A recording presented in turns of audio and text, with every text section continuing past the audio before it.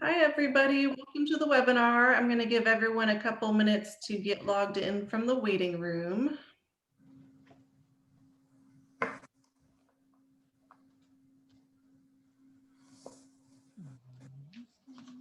And I do not see the closed captions, so I apologize. It doesn't look like we're going to have closed captions today.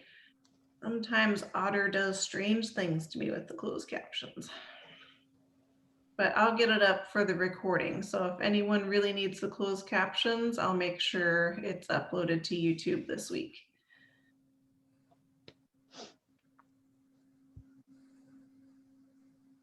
All right, well, welcome everyone. So glad you could join us for the second webinar of the new year. I'm Christy Baglow, the Director of Statewide Training at Florida Legal Services. And today we're going to be learning about Medicaid dental access and dental therapy, which is something I don't know anything about. So I'm really excited to learn. I was taking a peek at some of the materials and I thought it was so interesting to see that when mothers who are pregnant get good dental care, it results in better outcomes for their babies. I had no idea. So I'm really excited to learn about this. And I really appreciate Dr. Catalanotto being here today. He is a founding member of Floridians for Dental Access. And we also have Amy Liem, who's the Director of Disaster Response and Recovery here at Florida Legal Services. So thank you all for joining. CLE has been approved and this will be recorded. So I will hand it over to Amy now. Welcome, Amy and Dr. Catalanotto. Thank you so much. And let me go ahead and share my screen, make sure.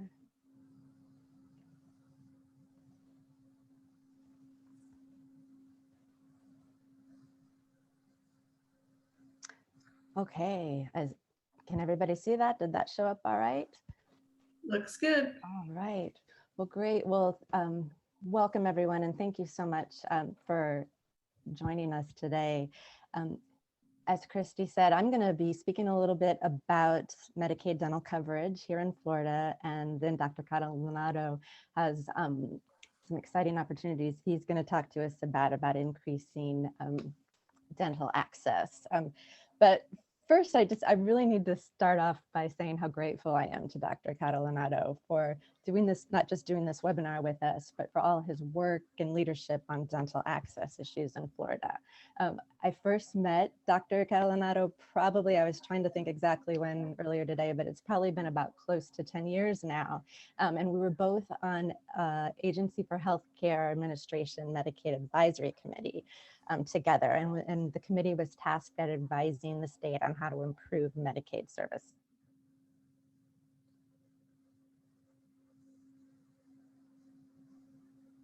Oh, we lost your audio, Amy.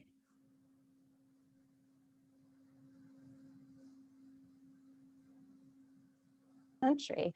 And even worse, we weren't even close to the second worst state in the country. We were, close to about 10 points behind that state. And just to give you an idea, the Federal Centers for Medicare and Medicaid data analysis for 2011, which was the data that we were looking at that year, and that measures state performance in providing children Medicaid dental services.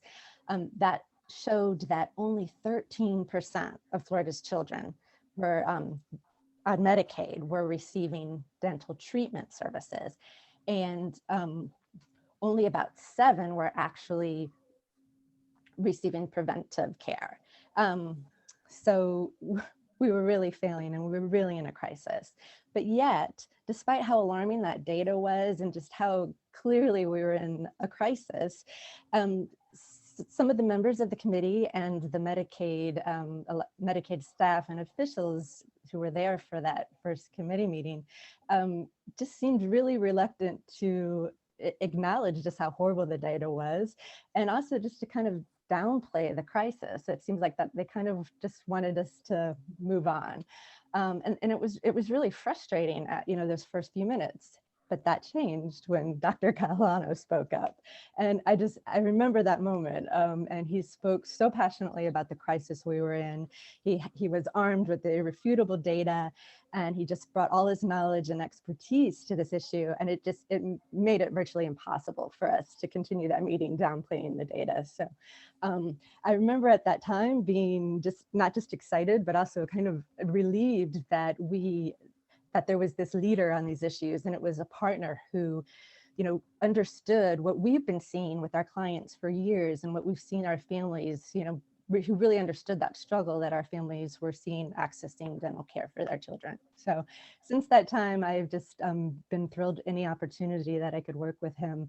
And he's just continued to be unwavering in his dedication and in improving access to dental care, and just has continued to lead the way on helping our state improve access to care. So I'm so grateful to that, and I'm very excited for you to hear what he has to say. So I'm going to jump in, and so I don't take any more of his time. But I did also just want to share that, because it kind of leads into just understanding the crises that we are in and have been in for so long in access to dental services. And so as Christy mentioned, I think we all just know or have an understanding about how oral health is really essential to overall health. It's not just about having healthy teeth anymore. It really does have an impact on our overall health. But despite that, our Medicaid program does have a history of poor performance, and it really still continues to rank low in providing dental services. But it really shouldn't have to be that way, because our Medicaid dental program actually provides some really comprehensive dental services to children. And we'll talk about it a little bit more, but they've also increased services recently to adult.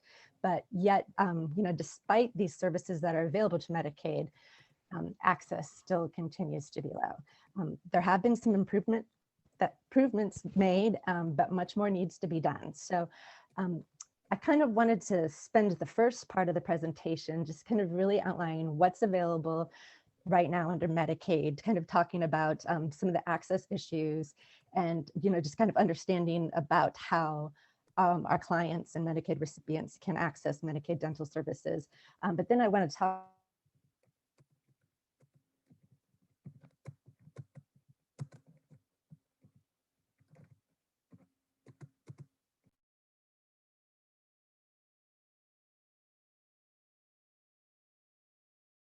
access to dental care, which, as we mentioned, is the same thing.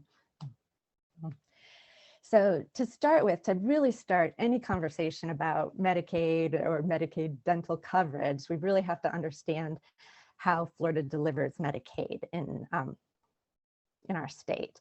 And they refer to it as statewide Medicaid managed care, and that's the delivery system for how Medicaid provides services to recipients, and it is essentially a managed care plan. Nearly all Medicaid recipients receive their services or are required to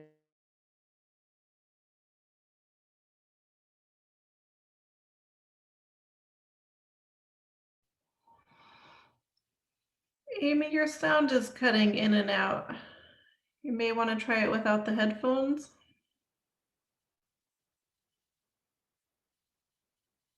service representative or fee-for-service recipients.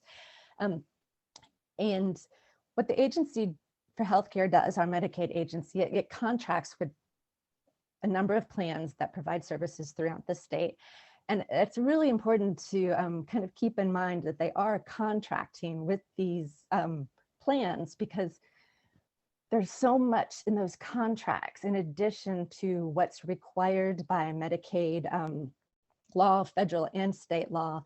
And there's different things like what we're going to talk about later, expanded benefits, that really we need to actually look at those contracts to really understand what the plans are required to provide in addition to what they're required to provide under our state plan. And another thing that's important to remember is that it's two components, different plans.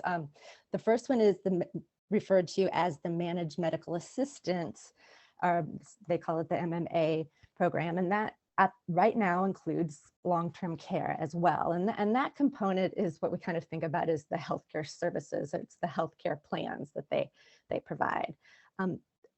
Right now, there's also a second component, and it's our dental component, and that's what we're going to talk the most about today. But I say right now, or I say currently, what the two components are, because up until just a few years ago, the dental component actually was not a separate component. It was part of the managed medical assistant program, and the long-term care program, which is part of the MMA now, was separate. So, and that constant changing of the Medicaid program and as it developed.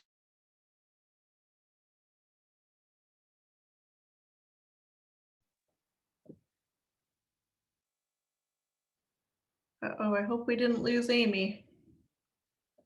You don't want me to try to teach you about Medicaid dental coverage. Amy, it looks like you're lagging a little bit. I don't know if it's just the sound or maybe the internet. Uh-oh. You're back now. We'll keep our Am I fingers. back now? Can you? Yeah. Okay. I apologize.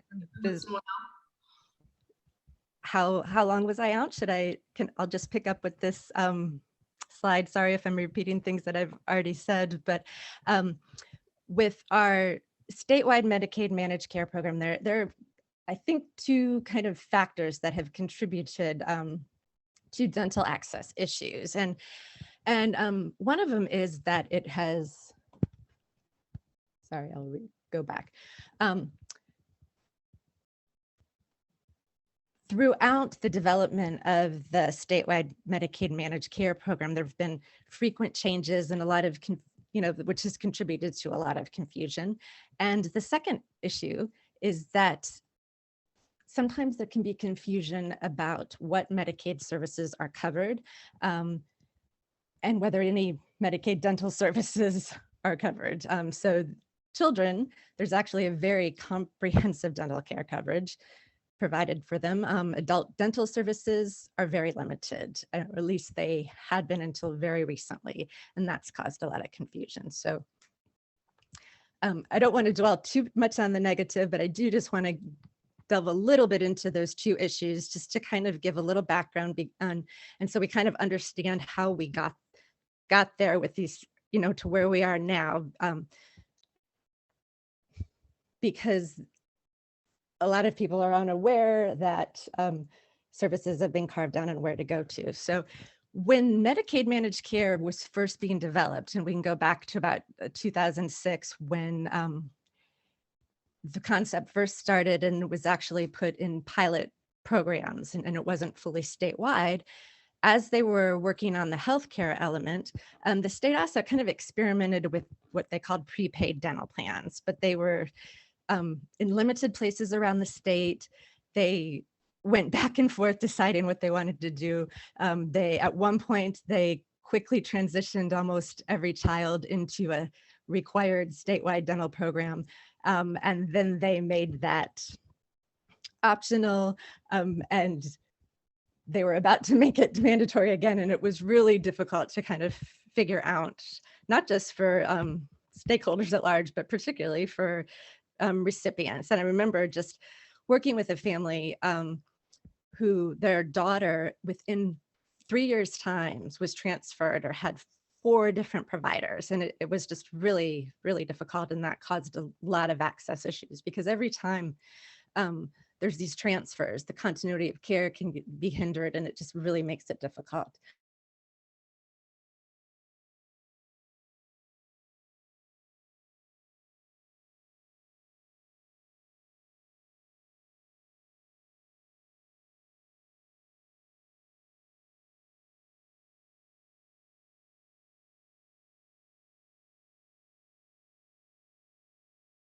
The health plans took over the services or the dental services.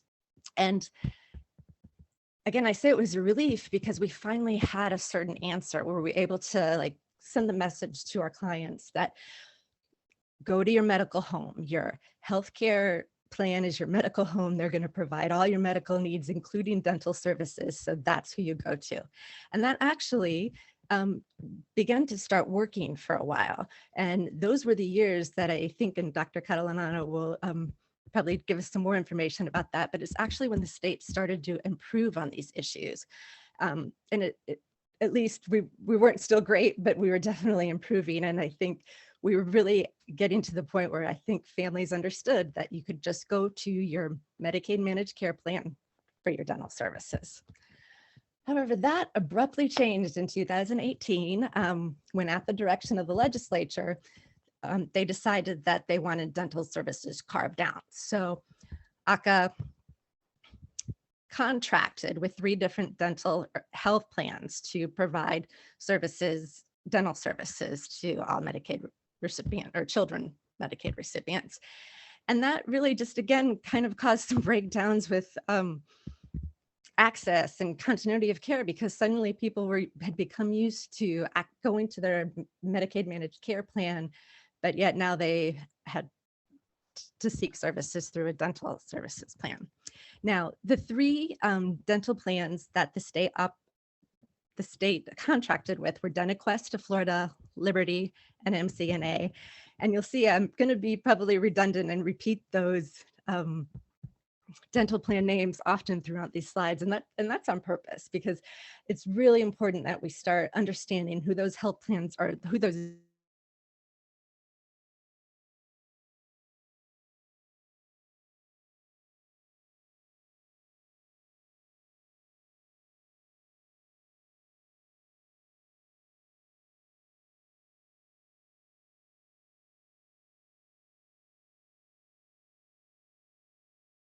and just the constant transitions that caused a lot of confusion. The other issue, as I mentioned, was confusion about what services were covered and for who. And there really are significant differences between Medicaid coverage for children and adults. And Florida's state Medicaid plan provides for very different dental benefits for adults. They are very limited. They basically include extractions and dentures with no prevented coverage. And as a result, I mean, people kind of have tended to, and I think many of us were guilty with just saying that dental services aren't really covered for Medicaid in Florida for adults. And that can kind of get translated to dental services aren't covered by Medicaid. And, it just kind of leads to more and more confusion because people think that they're not covered for everyone. And that couldn't be more untrue for children, because children actually have a very comprehensive dental benefit in Florida that's required under what's called the EPSDT program. And it includes all medically necessary covered services needed to correct or ameliorate a condition. And I won't spend too long on it, but this is a really critical, the idea knowing about EPSDT and how the program applies to children's Medicaid. It doesn't just apply to dental services, it applies to the entire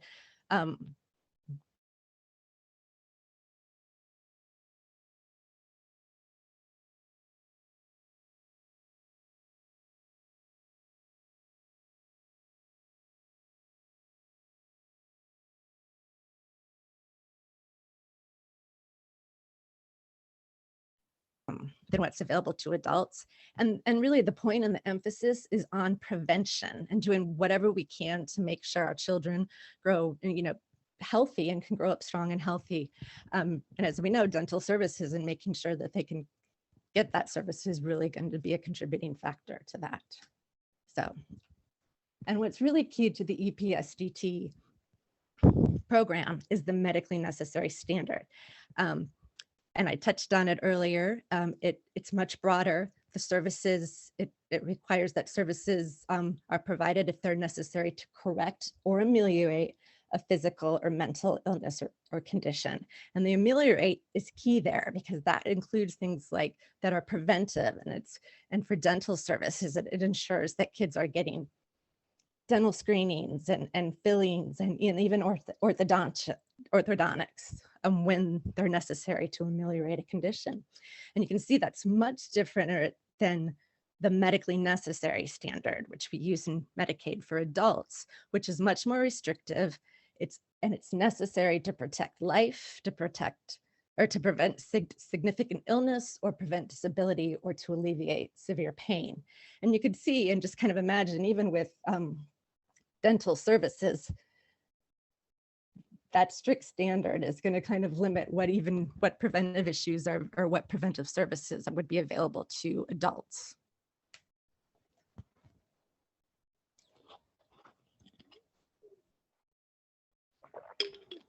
So essentially, as I said, we've kind of gotten into the habit of saying that dental services for adults, there's not much there, and there's really been no coverage. So when we talk about how difficult the data was and just how difficult people had been having, all the difficulties people have had accessing dental services, we're referring to children. And so we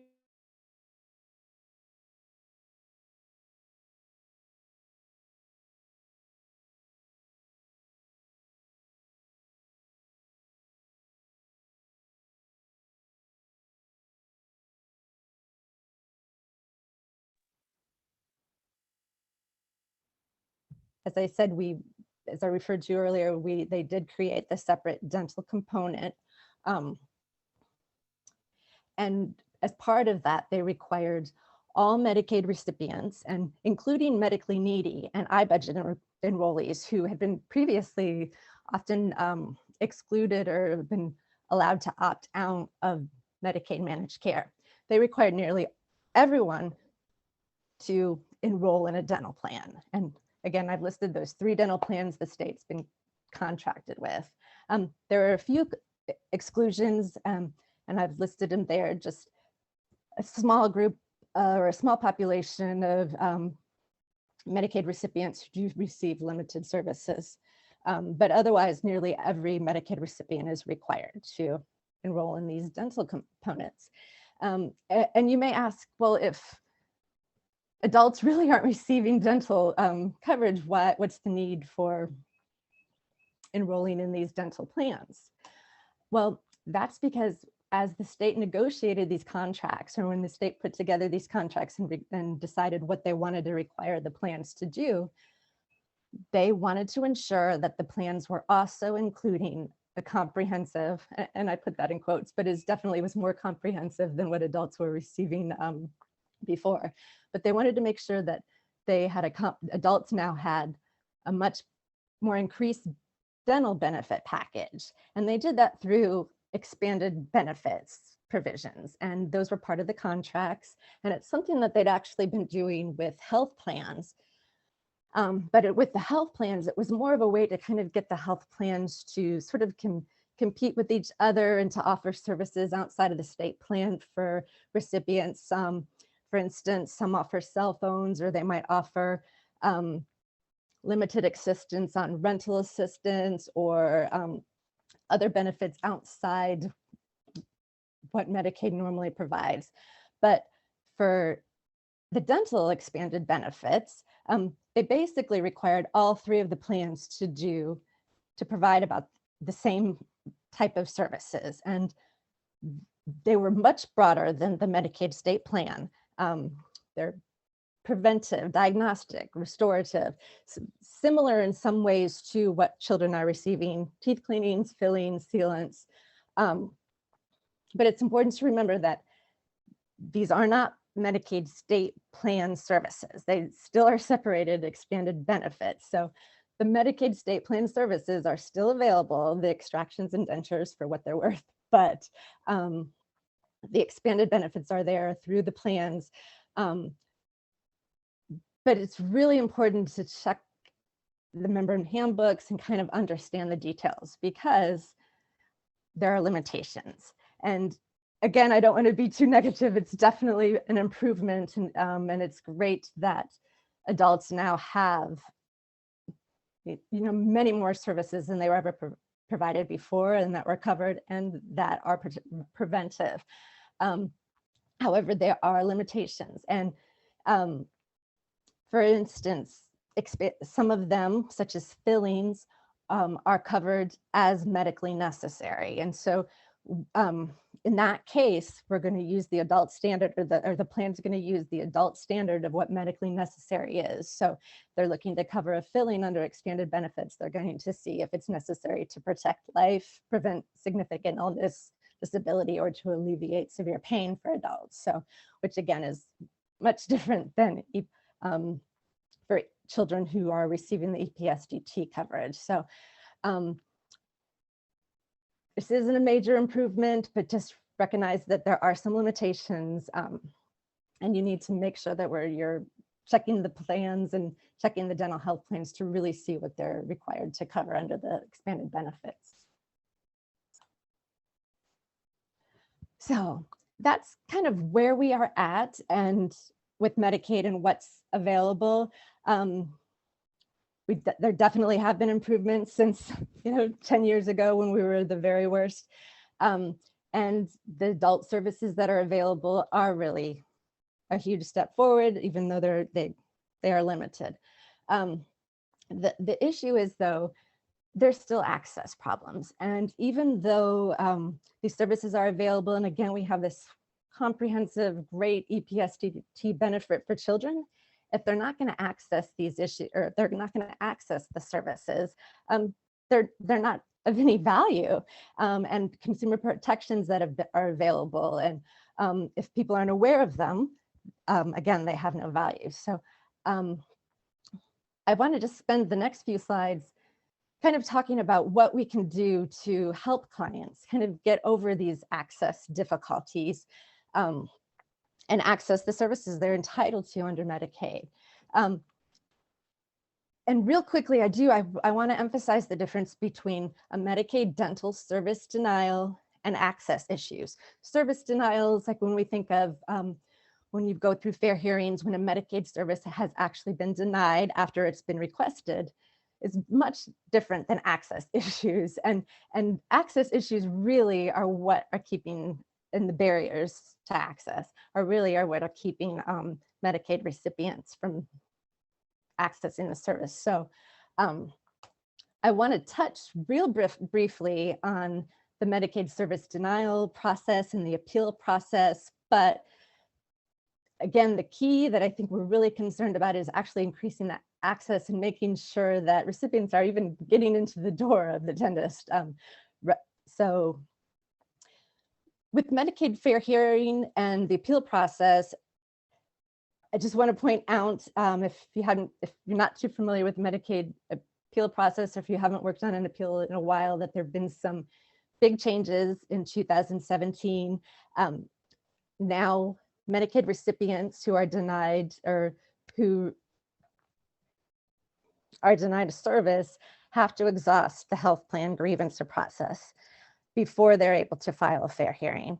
And also another big change was that the Medicaid fair hearings for Medicaid services were switched and are now heard by the Agency for Healthcare Administration instead of the Department of Family and Department of Children and Families, where they were previously heard. But just a quick note, do remember that Medicaid eligibility issues are still heard by the Department of Children and Families. So if you're working with a client who's been denied Medicaid eligibility and needs to appeal, that's going to still go through the Department of Children and Families. Just real quickly, the dental plans were not actually in existence yet in 2017 when they changed the process to require exhaustion of the appeal process, but they still do apply, similar to how they apply for health plans. So if a recipient is denied a service, it's now referred to as an adverse benefit determination, and they need to go through the plan appeal process. And all the plan appeal process, first they'll receive notice, but also all of this information is always in their plan handbooks. And so that's why it's so critical to make sure that you're checking the handbooks, that clients are checking the handbooks, but also a lot of this is in contract as well. So it's another, that's another resource. So quickly, I just wanted to make sure everybody had that and know too. The procedures are all laid out for Medicaid fair hearings and rule. So always make sure you're checking that. The dental plan handbooks are there and the model contracts. But as I mentioned, I mean, the real issue is getting through these barriers that are keeping Medicaid recipients from actually accessing the service in the first place. And then we did touch on the frequent changes and the confusion about coverage, but other things that have just, historically kept Medicaid recipients from accessing care is they've often had difficulty finding dentists who are accepting new patients. Sometimes they were forced to wait months to get an appointment. And with the new changes under statewide Medicaid managed care, there are actually some really important consumer protections that have been put into place that should really help with that. However, the outreach and just education by the state and the health plans has really been inadequate. So there are a lot of protections that recipients aren't quite aware of and aren't sure how to use that I want to kind of spend the last few minutes really outlining and going over how we can help our clients make use of them.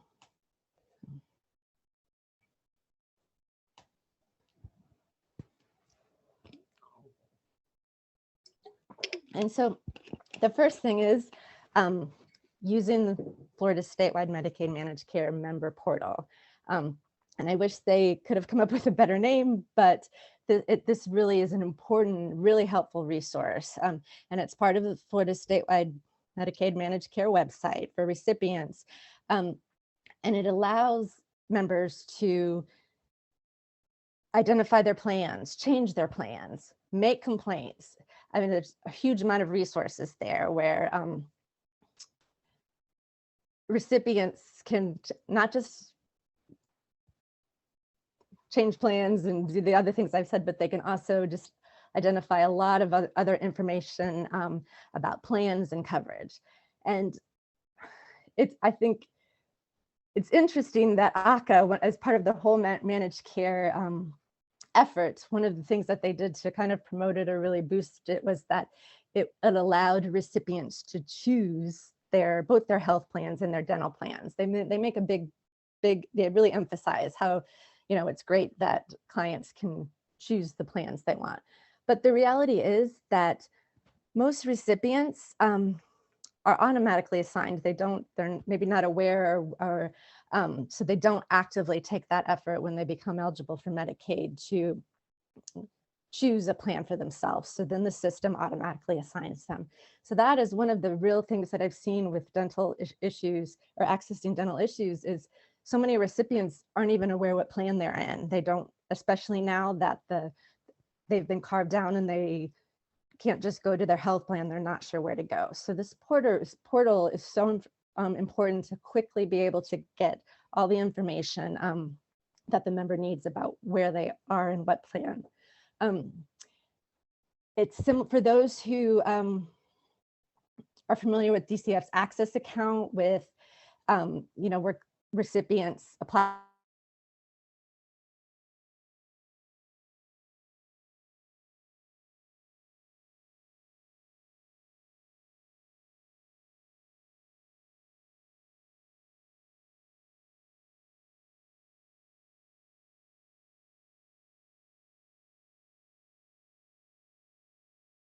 and I know I say that, and I know it's frustrating because so many of our the clients and the recipients we work with often have problems accessing the internet, and that's a real issue. And unfortunately, the trend is just more and more for requiring everybody to do that. So there also is a phone number where people who aren't able to access the internet as easily can speak to choice counselors who can help them provide all this information. But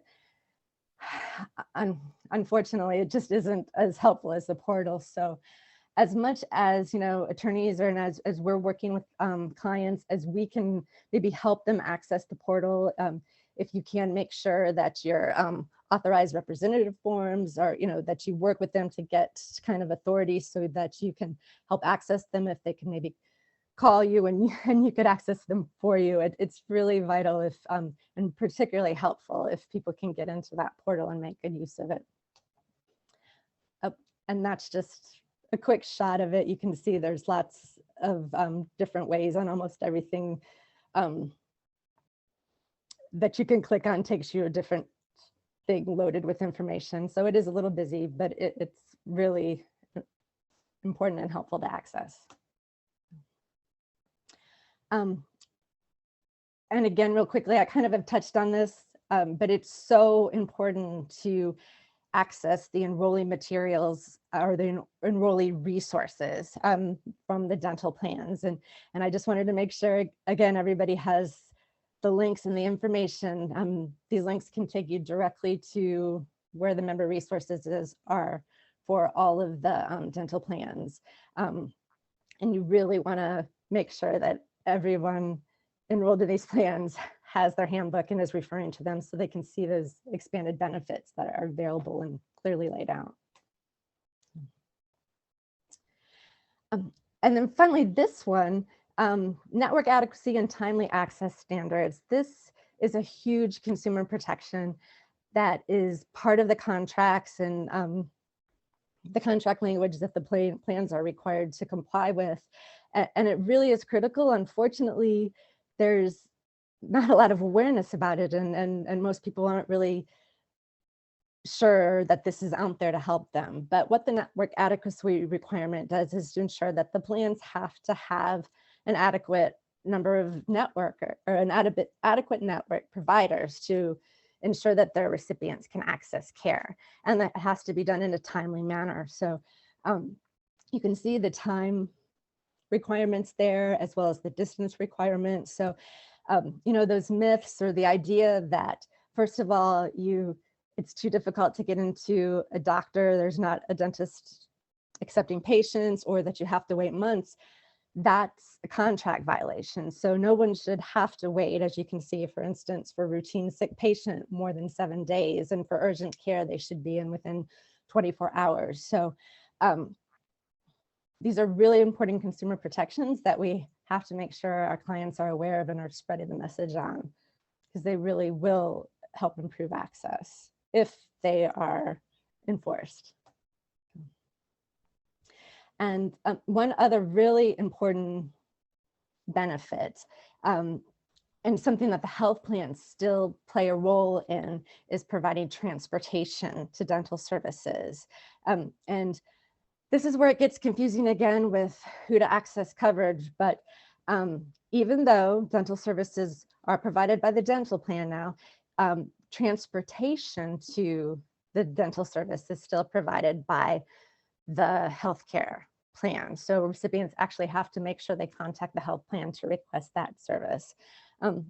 There's also another role that the health plan still plays, and that's coordination of care.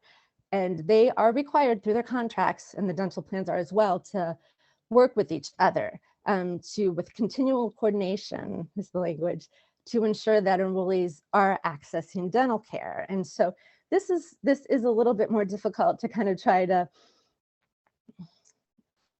get our hands on, because it's in kind of an internal communications with the plans. However, it breakdowns in this coordination, any kind of lack of assistance that recipients get from both the health plans or the dental plans, where it kind of looks like maybe the health plan isn't working as they should to help the Medicaid recipient access the dental plan.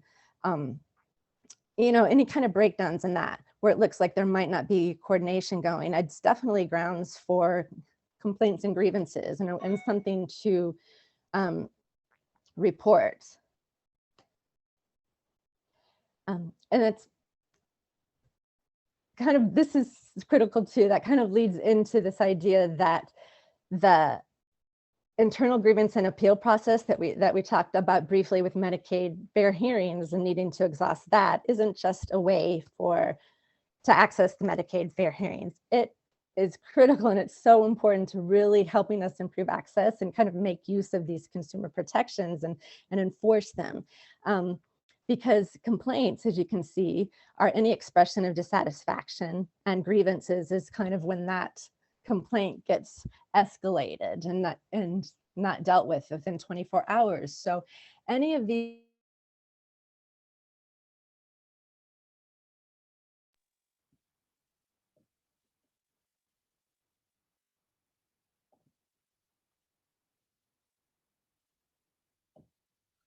Oh, we lost Amy's sound again. I do want to let everyone know that we will send the slides out after the webinar because I know the sound has been fading in a and dental out. provider, it's really important to help them make use of that complaint and grievance process.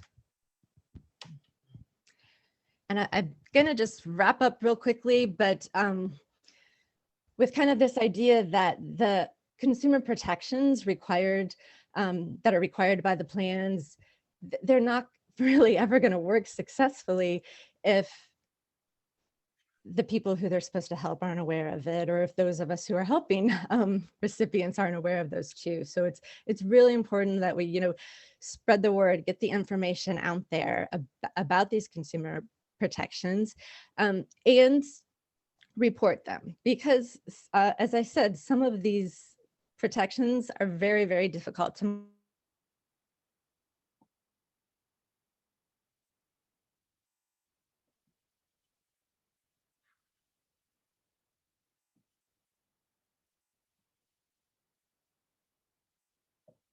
So in situations like that, it's really important to, in addition to use the internal appeal process and be directly contacting the plans, make sure that the Medicaid complaint center knows about that. And so ACA's established this statewide Medicaid managed care complaint center for anyone to make a complaint about problems that they're seeing with statewide Medicaid managed care. And of course, if you're working with a recipient and the problem's specific to their issues, you want to help them or make it on their behalf. But just in general, issues that you are seeing or problems that you're identifying with access is definitely something that we as advocates can make as a complaint.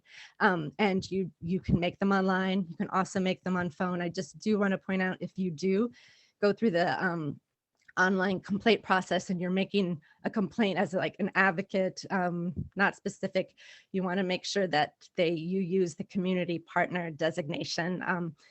They've actually made it a little bit more difficult to make a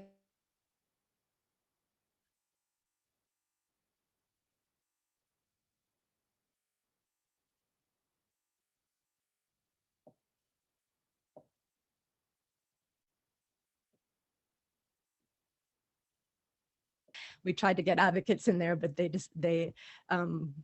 we kind of agreed to accept community partner. So when you are making complaints, use the community partner designation. So. All right, thank you for all that great information, Amy. And I want to let everyone know that I know we had some issues with the sound fading in and out, but do not worry, I will send out the PowerPoints afterwards, and you can always reach out to Amy if you have questions. I'm going to switch to our hotline if they're having problems accessing Medicaid services. Oh, you're back. We lost your sound a little bit. Oh, no. Well, sorry, but I was just wrapping up and saying, please feel free to contact me, or if you refer any Medicaid recipients who are having trouble to our helpline. And I'm going to turn it over to Dr. Catalanotto now. Sounds good. Thank you for all that information, Amy. And let me make sure I'm stop. Am I done sharing now?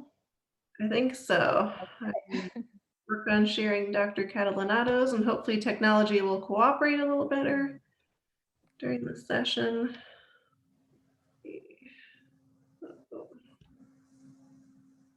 All right. Here we go. I'm going to. Christy's getting the slides up. Let's get started. I want to thank Amy, first of all, for very kind remarks she made about our first interactions 10 years ago.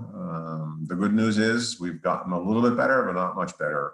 And we'll briefly touch on that as we work our way through this. Next slide, please, Christy. So the disclaimer, I still work a day a week for a state agency. So I have to say this everywhere I go and every time I talk about particularly this topic of dental therapy. Next slide. So what we're going to try to cover in the next few minutes is why our coalition, Floridians for Dental Access, calls this access problem a crisis in Florida. And we're going to briefly look at some of the data. And then we're going to look at what are some of the effects of poor oral health and the lack of access. And then we're going to touch upon what is a dental therapist and how they can address some aspects of this crisis. Next slide. So I'm not going to go over all this data, but I want to let you know there's, no matter how you cut it, no matter how you look at it, Florida is one of the worst states in the country in terms of access to care, and it has very serious effects on both children and adults. Next slide. So, dental health professional shortage areas defined by the feds depending on the dentist population ratio. The data on the slide is 18 data, but I was able to get the quick summary of the 19 data. So roughly 60 million people in the United States live in what are dental health professional shortage areas. Florida is the worst in terms of the number of people living in those areas. Over 5.5 million people live in dental health professional shortage areas. Amy mentioned the rural issue. For a poor Medicaid family, having to drive 60 miles for care is not a feasible option. Next slide. So Amy mentioned Medicaid utilization. When we first met, the state, I think she said it was about 12 or 13%. This is Medicaid utilization across the country. The United States in general doesn't do very well, with only about 49% of Medicaid eligible children getting a service. In fiscal year 17, which this slide is, we were 39%. We've actually dropped. I just literally 2 weeks ago got the 19 data, only 38% of Medicaid eligible children. That means over 1.7 million children did not have a dental visit in 2019. Next slide. So here's one that I think will knock your socks off, catch your attention. It should catch the attention of every legislator. So when a person who is poor or a Medicaid patient who can't find a dentist has a toothache or a dental problem, what do? They go to the hospital emergency department because that hospital has to take them, and they know that. And again, we've got this is brand new data a couple of weeks ago. We were able to get the 2019 data. In our state alone, 152,000 visits to an emergency room for a preventable dental condition. 4,300 were actually admitted to the hospital as inpatients because the infection was life-threatening. And those hospitals billed out $630 million. Look at the last bullet on this slide. All wasted money, because all that's done in the emergency department is pain meds, frequently opioids and antibiotics, and they're told to go see a dentist tomorrow. Well, if there was no dentist today, there's not going to be a dentist tomorrow. These are about the worst numbers in the country from everything we can tell. There's no national reporting agency for this the way there is for the Medicaid utilization data. Next slide. And even worse, death. That's right, the richest country in the world, people dying from a dental infection.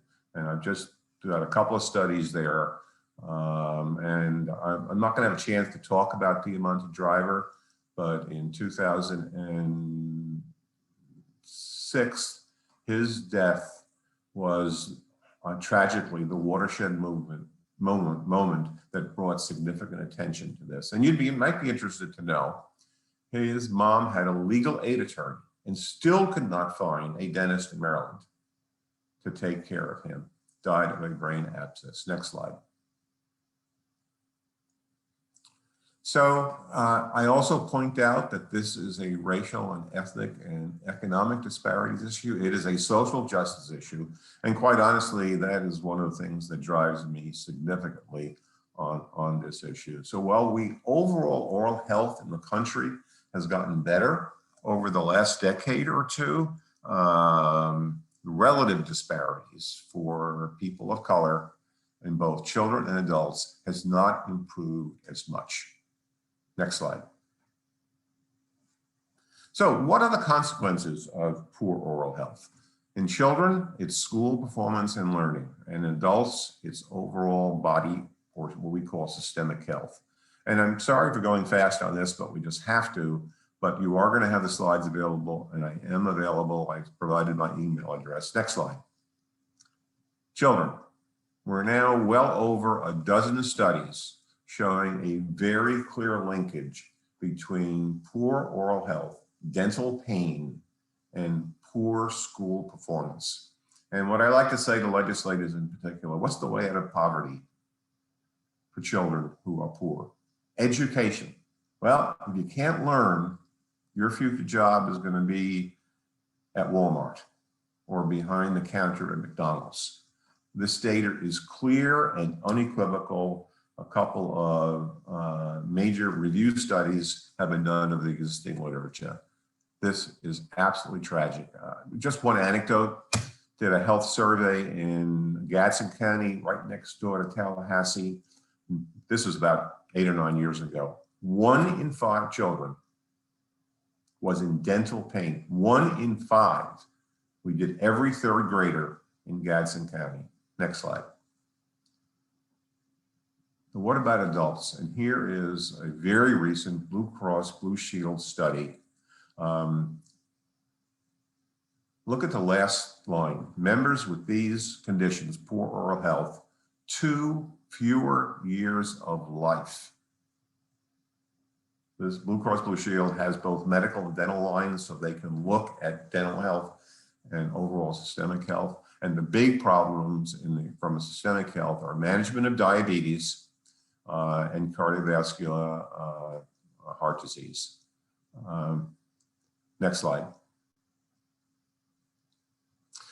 So why don't people obtain dental care? What are the problems? Next slide. The #1 issue is cost.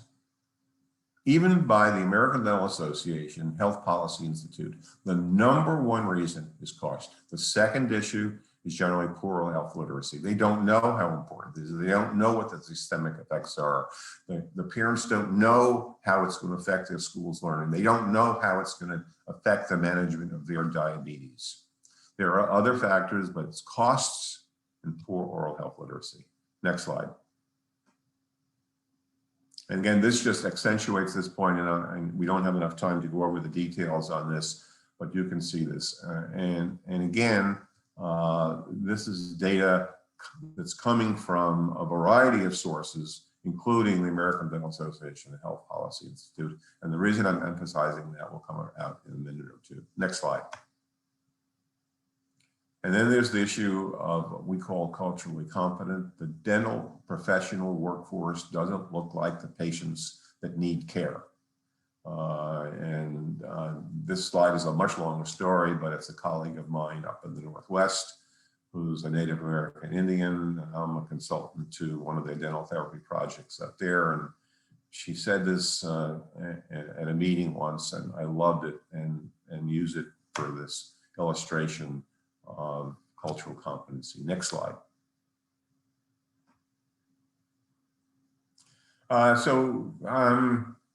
This gets to an argument I have had a long-term debate with the American Dental Association about.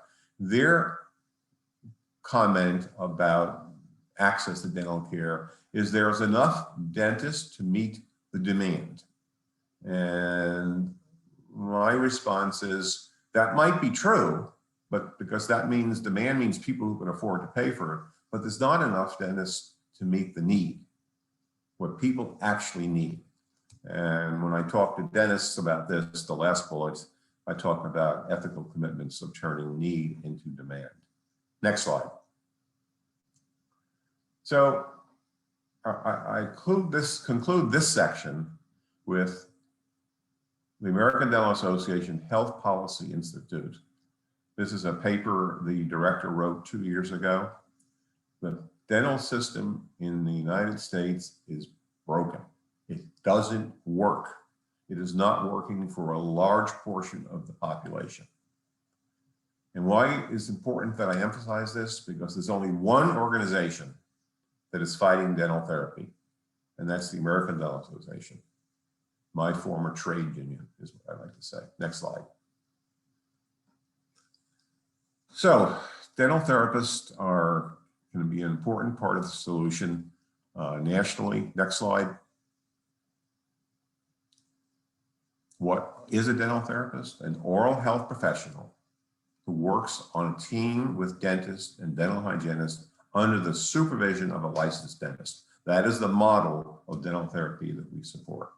And they are educated appropriately to provide evaluative, preventive, restorative, and minor surgical care within a very limited scope of practice compared to what a dentist does. Next slide. The profession is about 100 years old, started in New Zealand, in use in over 54 countries. It's been in the United States, starting in Alaska with Native American tribes, and now in 13 states that have passed legislation for this. And I've been a consultant in many of those states, testifying to state legislators, and about 6 more are considering it this year, including Florida.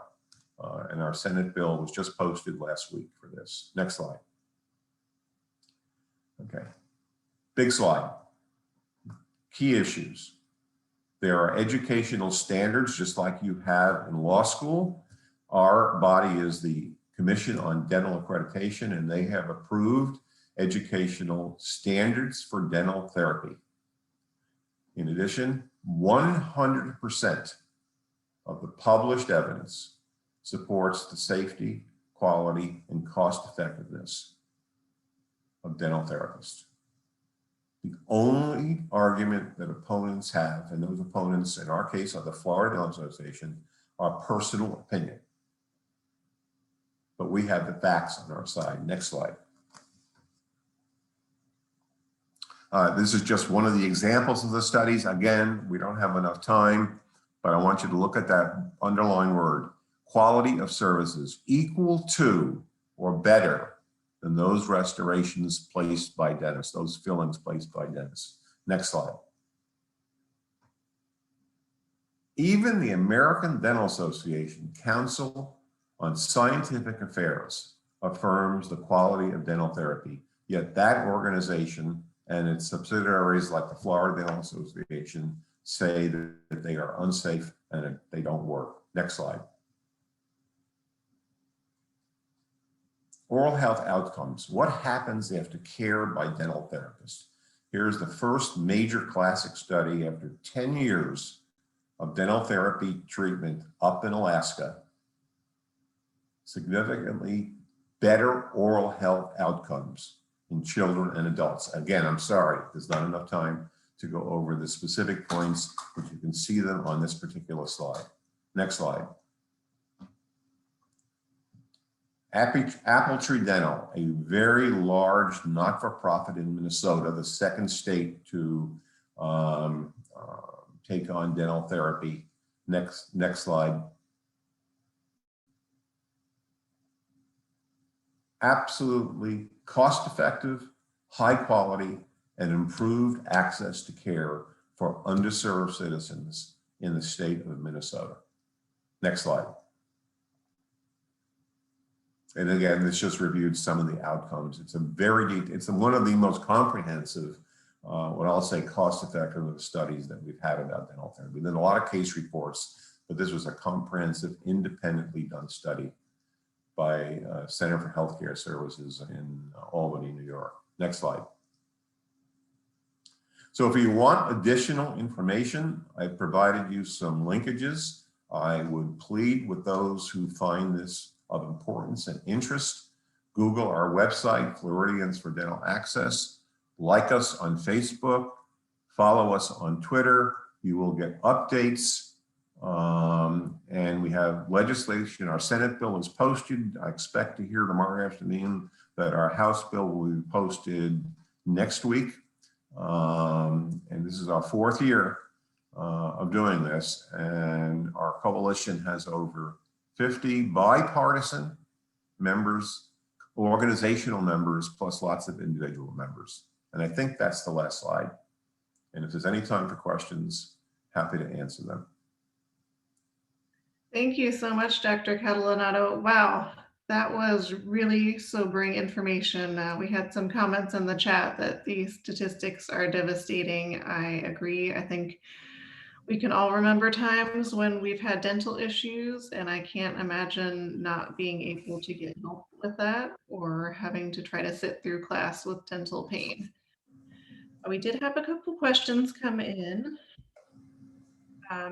This one is for Amy.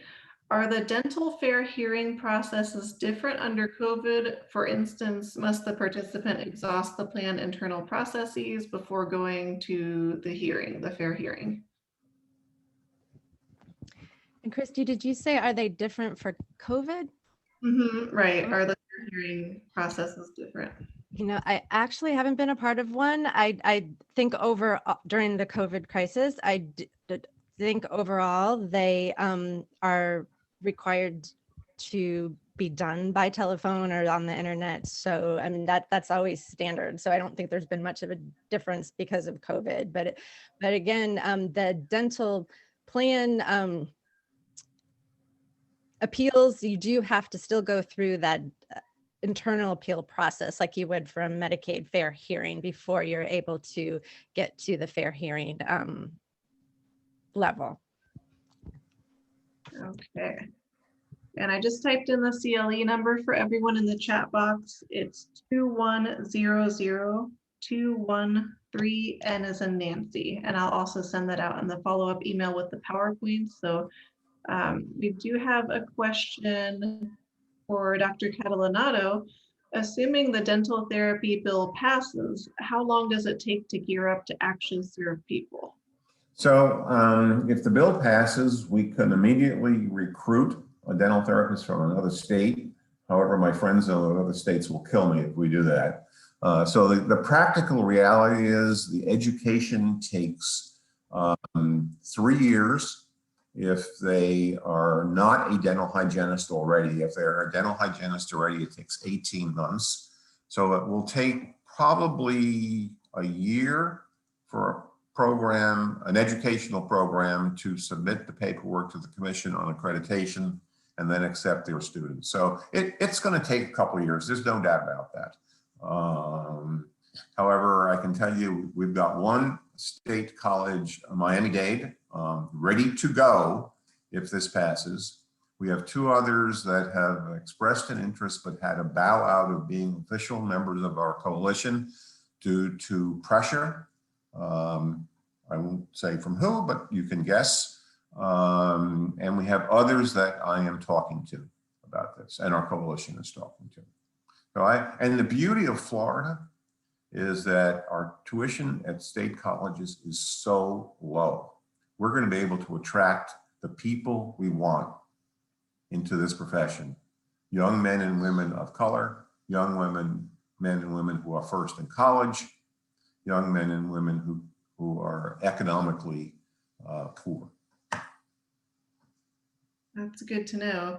Let me see if there are any other questions. I think we just had a comment from Val Greenfield that during COVID, the need to exhaust MCO process was eliminated. Perhaps Amy can translate that. Thanks, Phil. That's great. And yes, that should apply to dental. Sorry if I misunderstood the question. I'm afraid I'm still having problems. But again, even I think I heard the part about telephone, but telephone hearings are pretty much standard. And And again, check the rules that I've linked to. There may be exceptions, or you may be able to fall into exception where you are able to get onto the telephonic requirement. So you really want to check those procedures. So again, sorry if I'm still not clear, but thanks for that, Val. We'll send out both of the PowerPoints, and I'll also send out the link to Floridians for Dental Access, because I'm sure everyone is ready to jump in on this. I sure am, and I really appreciate all the advocacy you've been doing, Dr. Catalanotto, and also Amy, trying to get people access.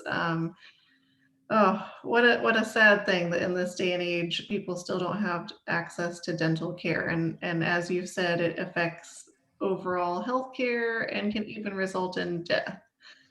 Oh, that's terrible. We had one more question, so thanks for those of us who can stick with us, and thank you to the panelists for also sticking with us for questions. Is there a lack of providers willing to accept Medicaid? So yes, the answer is yes. So the American Dental Association will say that 30% of Florida dentists accept Medicaid. The actual reality is it's about 18%. So 30% might accept a patient or two, but we use a number like, well, do they have about 50 patient visits a year? It's actually only 18%. And I don't blame the dentists. Remember, the fees are awful. The administrative hassles are incredible.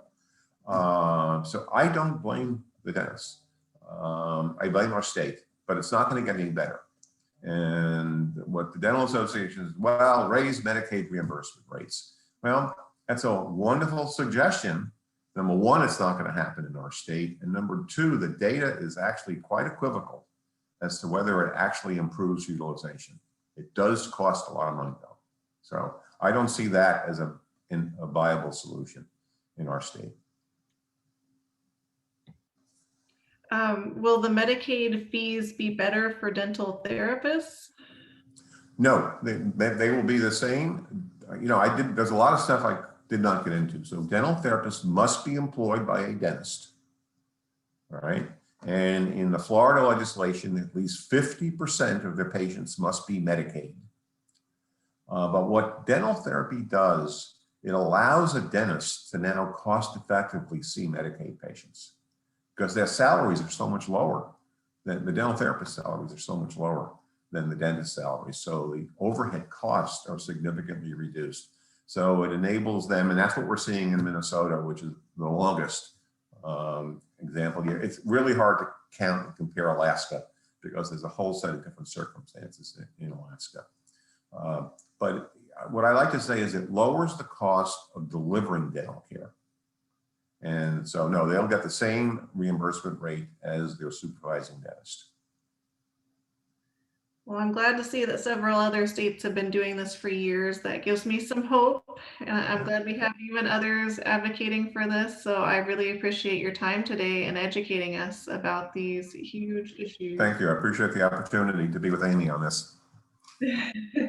Thank you to both of you. Thank you everyone for attending. I'll send out the follow-up tomorrow. Thank you. Here. Bye-bye.